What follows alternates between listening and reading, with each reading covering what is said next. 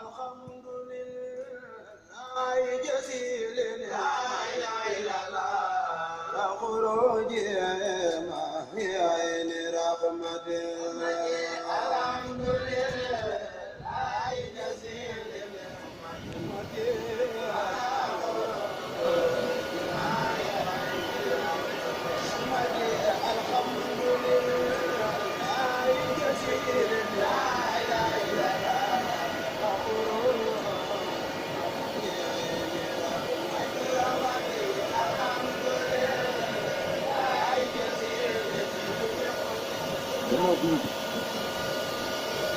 mbokk yi loolu moo nekkoon bisab bi nga xamante ne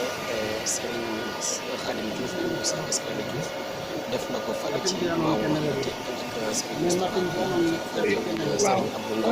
Ngom liggéey foofu nga xam ne mooy Maou Rahmati kon xam naa ñu def lu rek bàyyi ci kàddu nga xam ne Serigne Moustapha kon ñu bàyyi la nag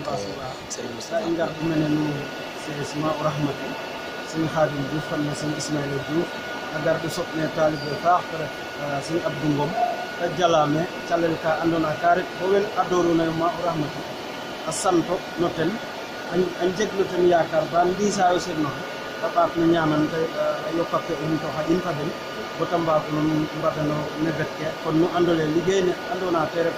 Maou Rahmati Serigne Ismaïla te kay te ɓayum a paax a paax a paax ndaxte moƴna te ref ke jafeñ na o taalibe mo looti an to a fi fop addiyo no barke Serigne kon kene tax nu sernoxa wisitiid mene a yoon fa Serigne Oumar Gueye bu mbooloo ne yoonit na fop jërë ngeen jëf. ok jërëjëf suñu sabab bi waa jërëjëf man nu na lay ne talay tuda paax a paax rek mene no Maou Rahmati